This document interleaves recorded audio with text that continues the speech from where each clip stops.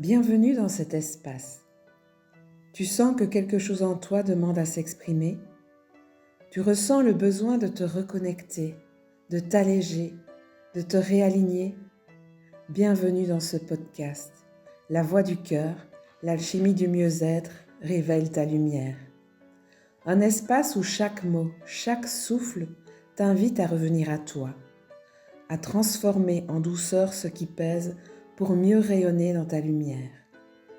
Je suis Véronique Walteri, alchimiste du vivant et voix subtile.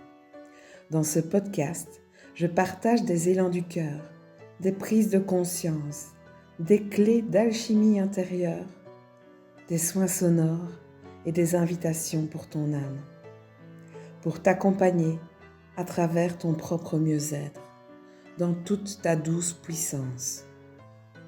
Parce que ton monde intérieur éclaire aussi le monde extérieur et parce que ce monde a besoin de toi.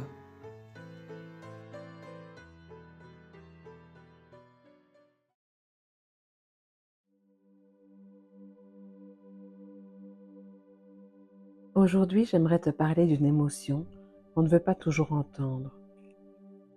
Une émotion parfois taboue, souvent réprimée. Une émotion puissante, rugissante. La colère. La colère, ce n'est pas juste un cri.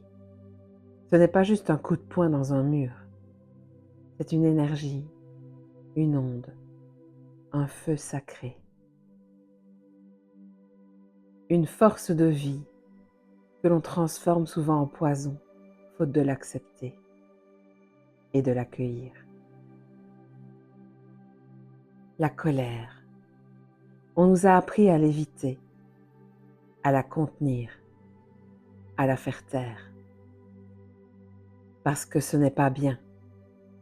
Parce que tu fais peur aux autres. Parce que tu dois être calme, tu dois être sage. Mais à force de l'étouffer, elle devient ce que j'appelle une cocotte minute. Et un jour, elle explose. Sur nos enfants, sur nos partenaires, ou pire encore, sur nous-mêmes. Combien de fois as-tu avalé ta colère pour ne pas blesser quelqu'un? Combien de fois l'as-tu dirigée contre ton propre corps, ton propre cœur?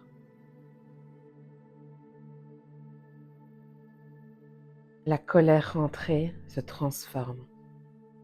Elle se cristallise dans les épaules qui se figent, dans le ventre qui brûle, dans la gorge qui serre, dans les articulations douloureuses et parfois même dans les maladies. Le corps parle. Il garde la mémoire de ce que l'on ne s'autorise pas à ressentir. Et si au lieu de la fuir, on la laissait vivre? Et si la colère n'était pas un monstre à abattre, mais une alliée, une messagère, un appel à l'alignement, un signal que quelque chose ne va pas et qu'il est temps de réajuster.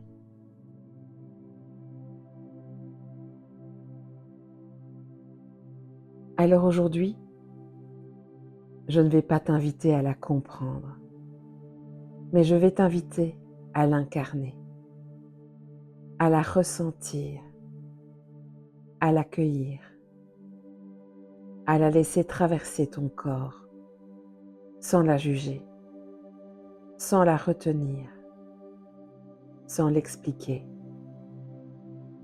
juste la vivre. Tu peux aller hurler dans les bois, vraiment, hurle, laisse le son sortir, le cri primal, la bête blessée, sans retenue, sans filtre.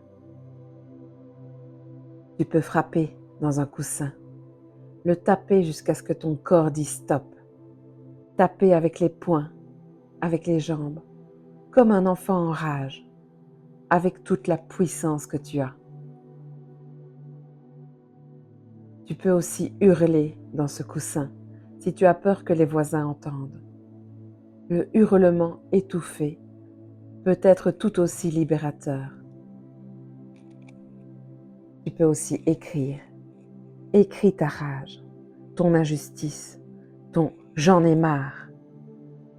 Griffonne, rature, déchire la feuille.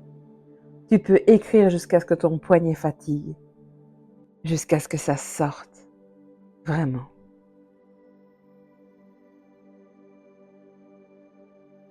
Tu peux aussi danser ta colère, laisser ton corps se mouvoir comme un volcan en éruption, sans chorégraphie, juste à l'instinct. Ou courir, ou marcher vite, ou crier dans ta voiture.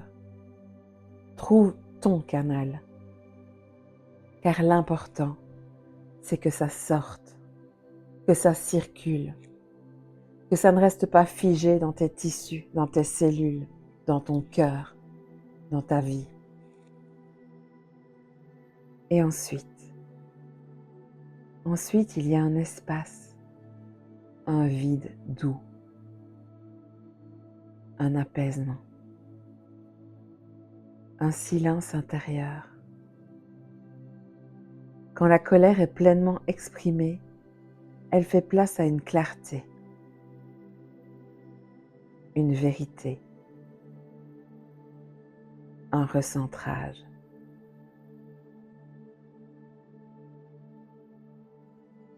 Tu n'as pas besoin de comprendre toute ta colère pour la libérer.